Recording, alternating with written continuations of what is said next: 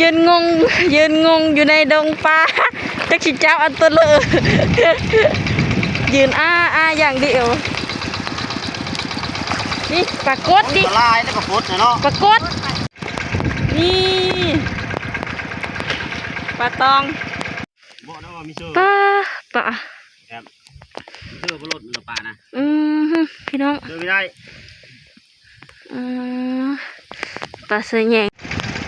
สบายดีสวัสดี FC ไทยลาวเบอร์ทุกคนทุกท่านเนาะชาวผู้ไทยยินดีต้อนรับเข้าสู่ซ่อง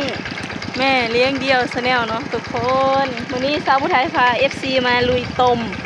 อยู่ที่นาแรงนาปังของอ้ายกระลุงอยู่ที่นาแรงแม่เท่ามากของชาวผู้ไทยเนาะเป็นญาติกันโอ้พี่ไอ้3-4 ล้านแล้วขายปลาเลยชามที่ร้านเลยปลาตัววันนี้คือพา FC มาลุยต้มแป๊ดกับซีเบิร์ดพี่น้องเอ้ยจักซีลุยได้ซ้ำเลยแล้วนี่ปลาอันนี้คู่เลยชาเชือกตาหันปลาหลายทุกคนสูบน้ำออกเป๊ะๆน้องให้นาแล้วก็ส่วนกระสีดำหน้าเนาะเอ้าเราไม่ได้รถตัวนึงปลาตองก็มี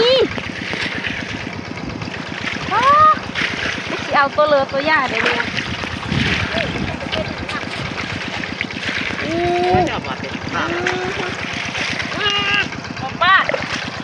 ปลาปากเต็มพอเอาขึ้นไปส่งระวังเด้อปลาเงี้ยยิบปลาเงี้ยเด้อว้าปลาเสยงฮะปลาต้มมันไปทอดคุณแม่เดินสังเกตนะก็ได้เย็บได้ถูกนั่นปลาตองตัวน้อยไตกระตาหนึ่งนะพอดีและเสียมือเฮ็ดปลาย่างสิปิต้อน FC อยู่ฝั่งไทยเนาะประมาณวันที่16-17ชาวผู้ไทยก็สิข้ามไปฝั่งไทยเนาะว่าชาวผู้ไทยว่าสิไปตรวจสุขภาพนี่เลยเนาะปวดกระดูกสันหลังพี่น้องปวดมาหลายเดือนแล้วจะเป็นโรคยังก็ยังบ่แน่ใจไปหาหมอก็ว่าแต่กับพ่อว่าแต่เส้นเนาะหมอจัดยาให้กินก็ยังคือเก้าอยู่แต่ชาวผู้ไทยอยากไปตรวจที่โรงพยาบาลไทยเนาะอยากไปตรวจเบิ่งญี่ปุ่นเนาะถ้าว่ามีปัจจัยในการเดินทางพอแล้วก็ปัจจัยในการไปตรวจสุขภาพนั่นแหละเนาะบ่ฮู้ว่าสีได้เสียลายสำใดเนาะว่าตอนนี้คือปลาละ สุดยอดอีลี่นี่ไม่เท่ามากนี่สบายดีไม่เท่าอดใจบ่ไหวแล้วพี่น้องลงก่อน ลงก้อนพี่น้องนี่ลงแบบนี้เลยไม่เท้าสบายดีอดใจวิไวเลยตุ๊ปลากดก็มีปลาเสยงก็มีปลาปากกับเบาแคมคนโก้ร้านของแม่เท่าเนาะแม่เท่ามาเนาะไปน้องกันเพิ่นจูบปลาแล้วก็เบาะชาวผู้ไทยมากินน้ำเห็ดปลาก้อยประจำกินเสียบ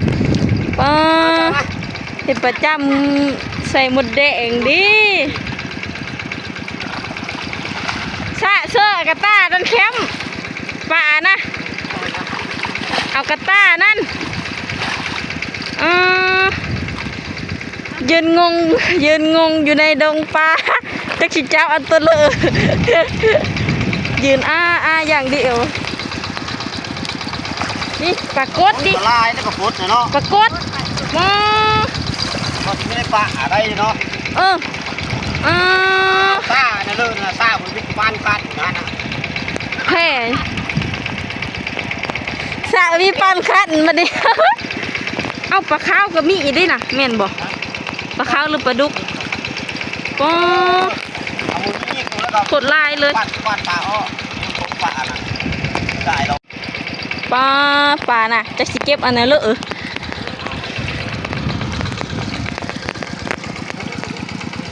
นี่สิซื้อเอาปลาอันนี้แหละน้ำอายเพิ่นเอาเปิงเห็ดแห้งกับเห็ดปลาส้มปลาโตกระแซบเด้อพี่น้องนี่ปลากด ปลาโคตรมันไม่ได้ตัวใหญ่สำนักแล้ว จับปลากดโซโอเราได้ ถ้าเบิ่งสาวผู้ไทยสิให้เขาเบิ่งปลากดฉีดปักปลาตองนี่ปลาตองนี่ตัวพวกใหญ่นะโอ้ปลาตองนะชักแซมโตเพื่อนเอาไปเฮ็ดส้มนี่พี่น้องกุ้ยนี่นี่โอ้ใหญ่ดีนี่ปลามาขุดตาพี่ก่อนเบิ่ง นี่เห็นบ่พี่น้องปลานี่ปลาตองตัวใหญ่ๆขาอ่อนปลากดนี่ เดี๋ยวคู่เดี๋ยวจ้ะ พอดีแกงอร่อยตัวหนาวตัวละก่อน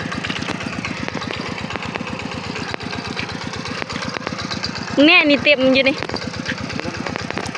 ป้าอีพ่ออีแม่ข่อยเอ้ยป้ายังคือมาไล่กระดิกกระโดดอันนี้ยังน้อยนี่นะตอนสูบน้องแห่งตึกไล่จับปลากด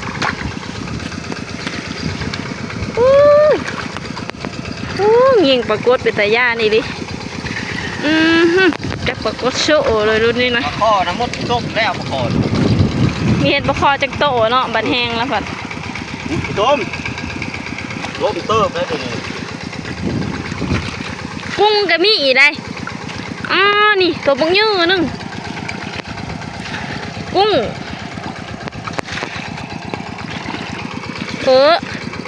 ดีดขี้ตมชนะเต็มหมดแล้วโทรศัพท์ หมดจับก่อน หน้าไม่ได้หอนน้ำปลาก้าก็มีปลาปากเปลี่ยนบาท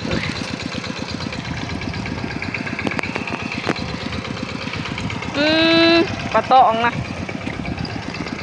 นี่มาเบิ่งตัวลาวท่อนี่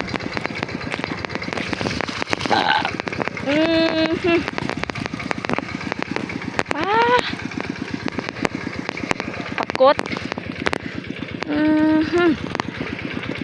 น้องมาเบิ่งซอยค่อยแน่นี่นะไปก็ยากเพราะว่ามันลงน้องนั่นกันยังไม่สู้คือเก่านะ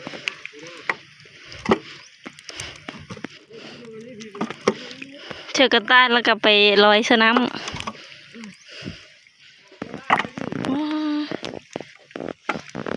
พูดอยู่พูดกันอย่างดองดอกแดกอยู่พี่น้องเอ้ยสอนเด้มากินกันเด้อพี่น้อง FC นี่สาวไทยจะเห็ดปลาย่างไปตอน F4 เด้อขัดได้ไปนี่ประมาณกลางเดือนนี้อันนี้ปลานางได้นี่ปลานางนี่ปลานางมีแกงเสียบมันได้ปลานานี่เนาะนาแรงนี่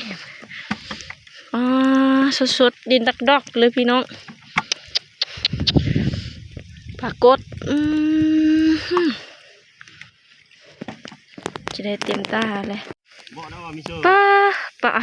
ครับเชื่อปลาหลดหรือปลานะพี่น้องเดินไม่ได้ปลาเสือแหงน้อยร้อยเนาะเอาไปเห็ดเด็ดเดียวแล้วก็ทอดได้เลยครับปลานี่ปลาพี่น้องเบิ่งแน่นี่เต้นปลาตัวบกไงพี่น้องสาวผู้ใดก็ซื้อมา150,000เนาะประมาณ300 บาทเป็นเงินไทยเป็นเงินกีบ150,000 กีบเด็ดแต่ปลากดปลานางปลาปากปลานี่ปลาเสือแยงก็มี สีเห็ดแดดเดียวไว้ทอดกินพี่น้องปลาตองนี่สีเสาะเกล็ดแล้วก็สีอันเห็ดส้มพี่น้องส้มแซ่บๆย่างนี่ปลานี่ก็ย่างปลาปากน้อยนี่แสะเสาะเกล็ดออกดีๆปลานี่ก็เอาเงี้ยงเอาย่างออกดีๆสดๆเลยพี่น้องนี่สอนเด้ปลาธรรมชาตินี่พี่น้องสาวผู้ไทยกับมาตาว้าอันนี้คือปลาสะแยงแล้วก็มีปลาเสริมตัวน้อยๆเนาะปลาสะแยงน้อยๆพี่น้องนี่ใส่เอาเงี้ยงอ้อย่างดีเนาะแล้วการฉีดไปตากประมาณแดดหนึ่งพี่น้องก็เอามาทอดกินกับตำมะฮุ่งกับข้าวเหนียวฮ้อนๆเนาะFCเนาะสิเอาไปพุ่นละตอนพี่ตอนน้องอยู่ทางฝั่งไทยไปกินอยู่ฝั่งไทยพุ่นเลยเนาะอาหารธรรมชาติบ้านเฮาปลาหน้านี้จะมันแซ่บพี่น้องพี่เนี่ยแล้วมาจะเจอปลาจำใส่มดแดงหมดส้มแซ่บๆแจ่วส้มปลาก้อยปลาจำปลาธรรมชาติบ้านเฮาผักหญ้าปลามีทั้งผักกระโดนผักซีผักกาดผักโบหอมแก้ขาวพร้อมหน้าพร้อมตาลูกหลานญาติพี่น้องเอ้ยอายเจะพ่อคำคมเจะพ่อคำคมเฮ็ดจักบาทเด้อคมเลยสุดมันเขาใจชื่อเลยจะพอกับขมเลยอย่าแม่ดิลาบ่ไม่ลาแล้วอย่าแม่คำเบอร์เลยนะอย่าแม่คำป้อยอย่าแม่คำเบอร์อย่าแม่คำป้อยจะบอกคำคมขากอีดีมาพี่น้องฟังนะกระโปงเจ็บมาเด้อแม่เท้าตอนนี้ปลาเด็ดเดี่ยวของสาวผู้ไทยก็คือแห้งเรียบร้อยแล้วทุกคนดีป้าต่อเป็นตาแซ่บเด้ปิงย่างกินเนาะย่างกินกับแซ่บมันคักขนาดเลยพี่น้องนี่นัวเลยนี่ปลาย่างปลาสะแยงน้อยปลากดน้อยนี่พอดีทอดกินแซ่บมันแต่แท้ได้พี่น้องเอ้ยเอาสำหรับคลิปนี้กับสาวผู้ไทยกับสีได้ขอจบไปเพียงเท่านี้เนาะ FC เนาะก็คือมาหลังจากคิดตากแดดเดียวแล้วก็พอดีทอดพอดีย่างกินกับข้าวเหนียวฮ้อนๆหอมๆเนาะทุกคนสำหรับคลิปนี้สาวผู้ไทยกับสีขอจบไปเพียงเท่านี้เด้อจ้าฝาก FC กดไลค์กดแชร์กดติดตามดูโฆษณาเพื่อเป็นกำลังใจให้สาวผู้ไทยเนาะกับหนูน้อยออร่าเนี่ยเด้อค่ะขอบคุณค่ะที่ติดตามรับชมมาโดยตลอดคอยซัพพอร์ตเด้อคิดถึงทุกคนนะคะสวัสดีปีใหม่ค่ะขอให้มีความสุขมีแต่ความเจริญมีแต่เงินมีแต่ทองไหลมาบ๊ายบายหายพยาธิโรคาเด้อมีความสุขตลอดปีตลอดไปบาย